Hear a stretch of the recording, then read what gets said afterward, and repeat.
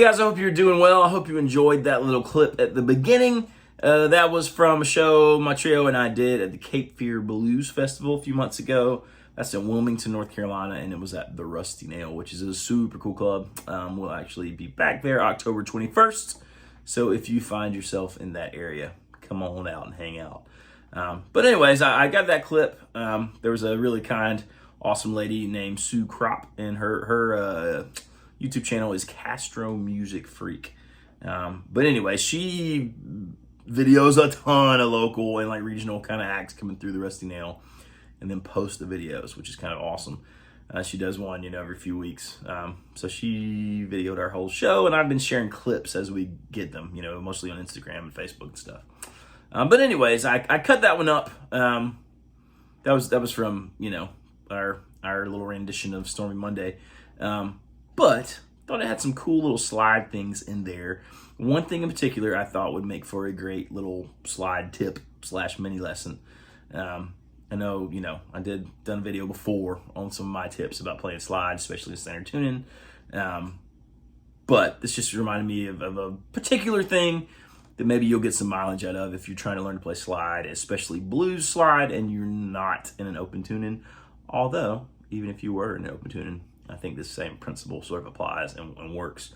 If you watched my last slide video, and I'll try to remember to put a link in the description to that, I talked about, not so much thinking about playing slide and just up and down the scale like you would with your fingers.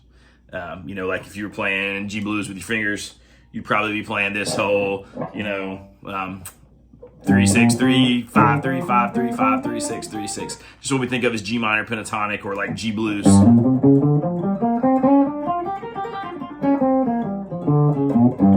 That kind of thing, right? So you don't want to take, well, I won't say you never want to. Sometimes you want to, but most of the time you don't want to just take your slide and run up down that scale. You want to think of things sort of more linearly, if I can say that, in a straight line, not up and down.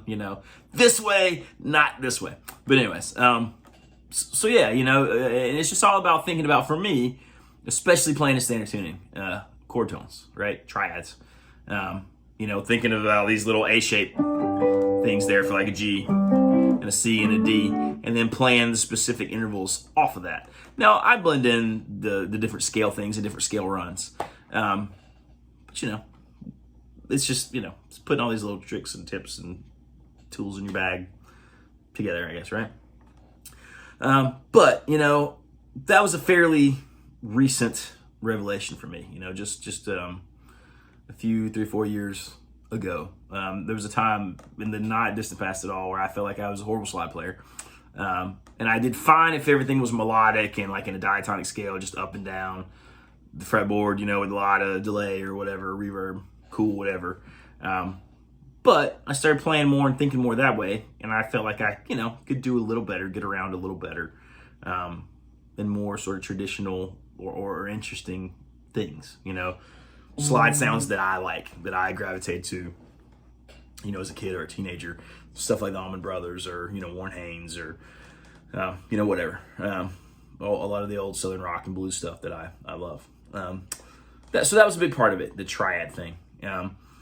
But once I could play slide, once I had the feel of it, once I could make a good sounding note, this video is not about that, but if you don't know about playing, over the fret, and you don't know about how much pressure to put down, that's a big thing, right? Like, when I first started playing, by the way, just as an aside, I'm playing through my Magnetone M80 back there, same amp I was using in the video in the beginning, and my Mag Slide Eclipse. That is by far my favorite slide these days. I don't have to worry about it breaking. I've got some glass ones I love too, like I've got a couple the old Corsin bottles and some other glass stuff, but every time I have one I love, I seem to break it. So these I don't have to worry about. They sound amazing. They feel amazing. These honestly feel better than the glass because they got these awesome little grooves on the inside. But anyways, not a Mag Slide commercial. I just really like them. Check them out. They're a North Carolina company. You'll be glad you did. The Eclipse, my favorite by far. Anyways, forgot what I was saying. Oh, just being able to make a good tone on the slide forever. Like I was in a bad habit when I play slide. My thumb would be up here, And I realized that it really needs to be behind the neck, just like when you're playing with your fingers, so you can control the pressure. There's a million little things like that. There's a million videos about them probably. I'll probably do some more at some point. But this is not what that is not what this video is. So anyways, like I said, once I learned the triad thing, once I could make a good note, there was still something for me missing for a while. And it took me a while to figure out what it was. And I finally realized that when I hear guitar, just normal guitar, with fingers, not slides, you know, the things I love are like big blues bends or like Southern rock stuff where there's this, like a rub between a couple notes, right? So like what I mean, like let's say you're bending a note in A minor, you know, A minor pentatonic on the G string, right? That's that 7th fret that everybody bends. Instead of just hitting that note,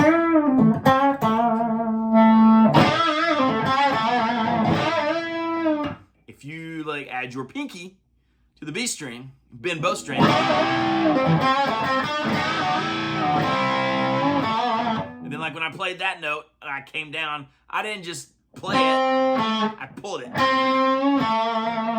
That's not really technically in tune, right? Like I'm bending that thing, it gives it a little attitude. It's just right there on the edge of being in tune. But it gives it this rub is the best word that I can think of. Well, there are those things when you're playing slide too. And the amazing thing about playing slide is that you're not stuck just playing a note where the frets are, right? Like you got this big old fret, you're sliding around, and wherever you land, that's the note. So if you were just like a 0.5 millimeter away from where the note is, like right over the fret, hopefully, if your guitar's intonation is right, it's gonna sound that much flat, however much that is. And you know, people talk about your intonation with slide all the time, right? Like, and you have to use your ear. You have to hear that you're on the right note. And like, if you listen to Derek Trucks, he's always in tune. It always seems to be in the right place, right? Sometimes I'll hear videos or see videos of myself playing slide, and I'll be like, oh my God, I guess I couldn't hear myself that night because I'm totally out of tune. Because you can't solely rely on it like visually. It's like bending, right? You kind of have to be able to hear yourself. I mean, you can feel and be in the ballpark, but you bend better when you can really hear yourself. Same thing with slide. But the thing we're about to talk about is absolutely you need to hear yourself, because to get that rub for slide, or one way to get that rub, is when you're playing, and I'm going to talk about 2 particular spots. We'll talk about the key of G, like I was doing on the video, the snippet in the beginning. If you're in the key of G, and this is not so much thinking about the triad, I am kind of thinking about my blues scale up here.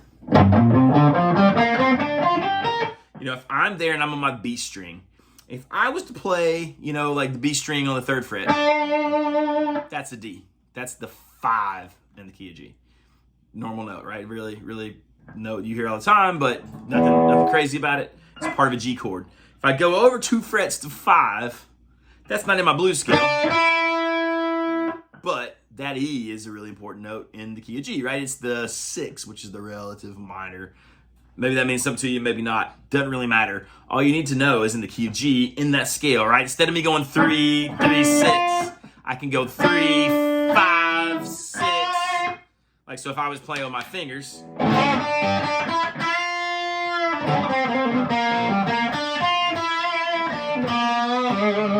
that note sounds really cool in that blues scale, right? So a great way to sort of blend major, minor, blah, blah, whatever.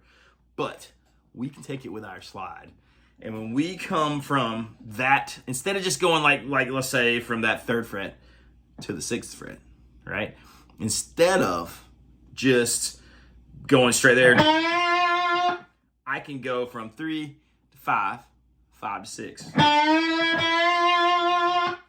Now, I'm going to cut out the 3, and when I go from 5 to 6, so from the 6 to the flat 7, if the numbers mean anything to you, I'm not quite going to get there on the flat 7, which happens to be an F note. I'm going to get there right before it, and it's going to kind of hang, and it's going to build this tension, and it's going to give me that rub. Something like this, maybe.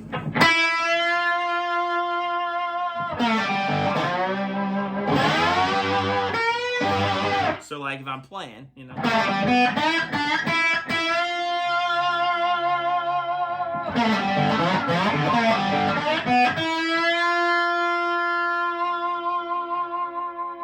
And using that vibrato is important too, because if you hang there for a second without the vibrato, it makes the rub even more then you bring the vibrato in, and then maybe you get there, or maybe you just go to the next note. You know, it doesn't matter, but it's just a feel thing. It's like a soul thing. You know what I mean? It doesn't have to be.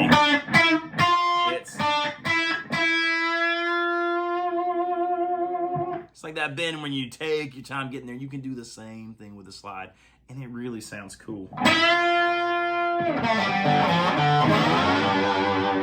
know, so many licks like that.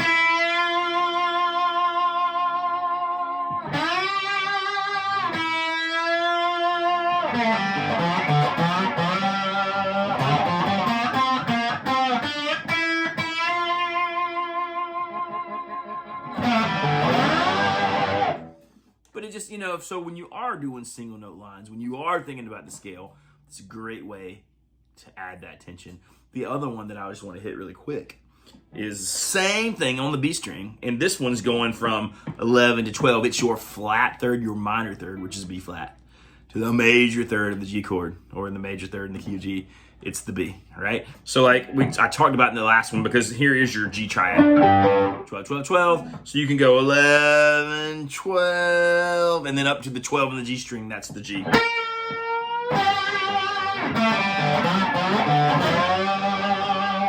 Super cool sounding, you know? I could come back, I could like maybe be on the 15th fret on my D, slide back past that B flat, and just kind of hang there, out of tune a little bit on purpose. And you have to hear it, you know, you don't want to sound bad. You don't want to be so out of tune that you sound bad. Like there's a really fine line between it sounding good and it sounded not so good. And I can't, there's no way to tell you visually on the fret. You have to listen for it. But so like, when I got back there, it's almost like, I don't know, there's a feeling to it. Like you're catching that note, and then finally you're bringing it back to G. And then if your slide is straight, you're catching the B and the G. You're playing part of a, you know, a major third of a G chord, G and B, right? So you can do it back and forth.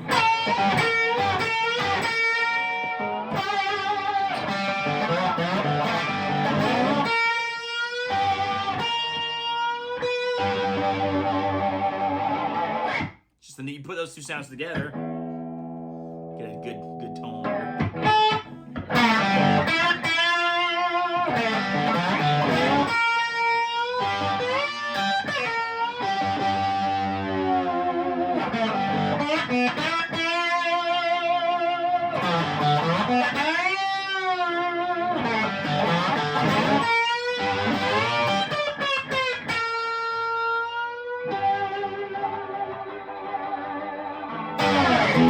So that's, you know, that's just, I don't know, it's cool little thing that serves me really well. I think you might listen to this and be like, no, it doesn't.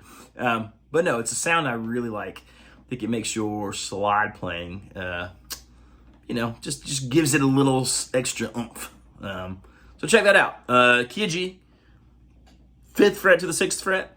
On that 6th fret, hold back just a little bit and use your ear. So that it rubs, you know. That's, and you're going there. If you want to know the numbers, the intervals, you're going from the 6 to the flat 7, from E to F, and then same thing on the B string, from the 11th fret to the 12th fret, which is the flat 3, which is B flat, the minor third, to the major third. So that's that whole major minor thing people talk about all the time when you play things like.